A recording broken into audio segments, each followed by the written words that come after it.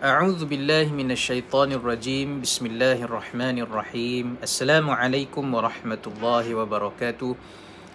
Muslimin dan muslimat yang dirahmati Allah sekalian, kita bersyukur kepada Allah Subhanahu wa taala kerana masih lagi diberikan ruang dan peluang untuk kita bertemu pada kali ini dalam siri perbincangan kitab At-Tibyan fi Adab Hamalatil Quran, tata tertib bagi pembaca Al-Quran. Sebelum kita meneruskan sesi perbincangan pada kali ini, suka untuk saya mengajak sidang penonton yang belum lagi menekan butang subscribe, boleh tekan butang subscribe YouTube channel TV MAMBS. Bantulah usaha dakwah kami dengan like serta share video ini, serta boleh juga like Facebook page Masjid Al-Muktafi Billah Shah, dan juga boleh follow Instagram Masjid MAMBS.kt.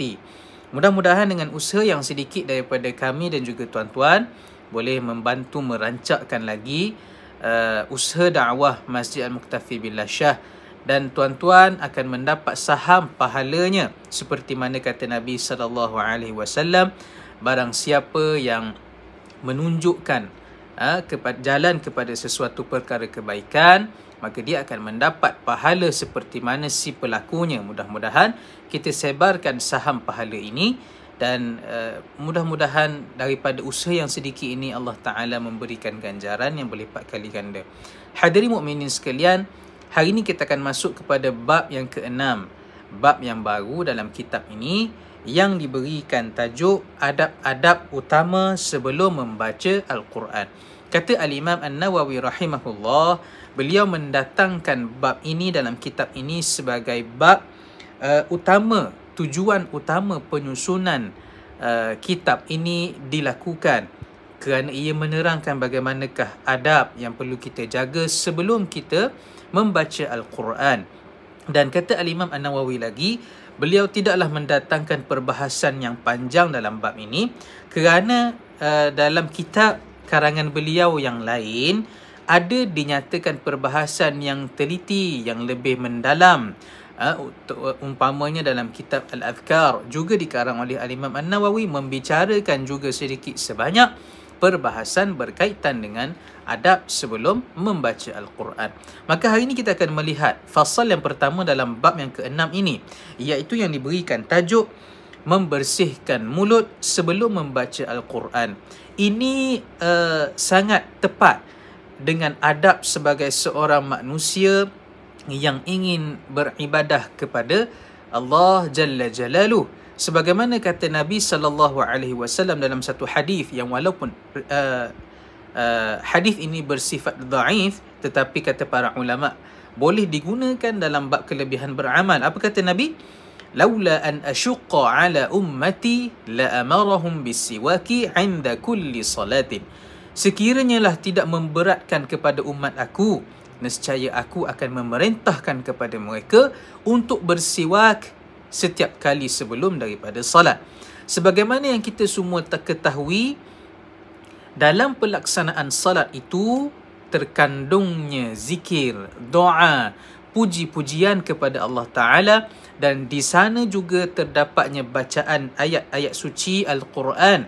Maka untuk kita melalui satu sesi ibadah, munajat kita kepada Allah Subhanahu wa taala, dianjurkan untuk kita sentiasa berada dalam keadaan suci dan bersih. Maka begitulah juga sebelum kita membaca Al-Quranul Karim, dianjurkan supaya kita membersihkan terlebih dahulu tubuh badan kita, termasuklah membersihkan mulut. Kata Al-Imam An-Nawawi dalam kitabnya ini, seseorang yang ingin membaca Al-Quran hendaklah membersihkan mulutnya dengan siwak atau selainnya. Siwak iaitu kayu sugi, kayu yang kita boleh gunakan untuk membersihkan mulut, dan dinisbahkan kepada hari ini mungkin sukar untuk mendapatkan kayu sugi dan sebagainya. Maka apa sahaja perbuatan yang dianggap membersihkan mulut itu, kata para ulama, mendapat pahala sebagaimana seseorang itu bersiwak. Tetapi yang lebih baik, menggunakan siwak itu lebih menepati dalam keadaan sunnah Nabi SAW. Kata Imam An-Nawawi, apabila dia memilih kayu untuk bersugi, digalakkan memilih sejenis kayu yang diambil daripada kayu arak. Boleh juga menggunakan semua jenis batang kayu daripada tumbuhan yang bersifat membersihkan, dan didatangkan contohnya dalam kitab ini seperti kharqah ataupun khashnah dan juga al-ushnan dan lain-lain. Terdapat 3 pandangan menurut mazhab Asy-Syafi'i, dalam kalangan ulama mazhab Asy-Syafi'i, bagi mereka yang ingin menggunakan kayu yang bersifat membersihkan tadi, yang selain daripada kayu sugi. Kata ulama dalam mazhab Asy-Syafi'i, mereka memberikan 3 pandangan. Pandangan yang pertama, kayu itu tidak membersihkan. Dan pandangan yang kedua, kayu itu membersihkan sekiranya dia tidak mendapati adanya alat pembersih yang lain. Dan pandangan yang ketiga mengatakan, apabila seseorang itu mendapati alat selain daripada al-ashba' al-khashnah tadi, kayu-kayu yang bersifat membersihkan tadi, pandangan ketiga mengatakan apabila seseorang itu mendapati adanya alat pembersih selain daripadanya, maka ia tidak perlu menggunakan al-ashba' al-khashnah tadi. Itu berkaitan dengan kayu yang boleh dipilih untuk membersihkan mulut sebelum kita membaca Al-Quran. Adapun dalam nisbah keadaan sekarang, bersugi ataupun membersihkan mulut itu bolehlah dianggap dengan keadaan sama ada kita berkumur, membersihkan mulut, sama ada kita menggosok gigi menggunakan alat-alat pembersih yang moden yang ada sekarang ini, juga dianggap kita membersihkan mulut dan mendapat pahala kelebihan bersuci ataupun membersihkan diri sebelum kita melakukan sebarang ibadah. Kata Al-Imam An-Nawawi lagi, seseorang yang ingin bersugi digalakkan memulakannya dengan bahagian kanan mulut dan berniat mahu mengikuti sunnah. Mengikuti sunnah dengan kita memulakan daripada kanan. Sebahagian daripada ulama mengatakan semasa mahu bersugi, doa yang perlu dibacakan adalah, Ya Allah, Tuhanku, berkatilah aku dengannya, wahai yang paling penyayang daripada kalangan yang penyayang. Itu merupakan doa yang boleh kita baca apabila kita ingin membersihkan mulut dengan niat mengikuti sunnah Nabi SAW, memulakan bersugi daripada bahagian sebelah kanan dan membacakan doa yang disebut oleh Nabi SAW. Membacakan doa yang disebut oleh sebahagian ulama yang kita bacakan sebentar tadi. Al-Mawardi merupakan seorang sahabat kepada Al-Imam Asy-Syafi'i, menyatakan bahawa digalakkan membersihkan gigi di bahagian hadapan dan belakang. Juga hendaklah membersihkan bahagian atas gigi, gusi serta lelangitnya beberapa kali dengan lembut. Ini merupakan kaifiat ataupun cara-cara yang dinyatakan oleh Al-Imam Al-Mawardi, bagaimana kaedah untuk membersihkan mulut. Membersihkan di bahagian hadapan gigi dan di bahagian belakangnya dan di bahagian atas dan di bahagian bawah, dan juga membersihkan sebahagian daripada lelangit kita. Kalau kita menggunakan kayu sugi itu, kita membersihkan di bahagian lelangit kita, dan juga setengahnya menyebut ada juga yang membersihkan di bahagian lidah. Mungkin ada makanan yang terlekat dan sebagainya. Ini semua dilakukan bagi memastikan apabila keadaan membaca Al-Quran nanti kita tidak terganggu dengan apa yang berlaku ataupun kekotoran yang ada dalam mulut kita.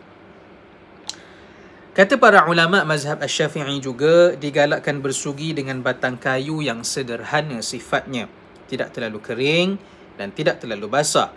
Jikalau kayu sugi itu terlalu kering, hendaklah dibasahkan dengan sedikit air. Tidak mengapa jikalau menggunakan kayu sugi daripada jenis tumbuhan milik orang lain dengan izin daripada tuannya.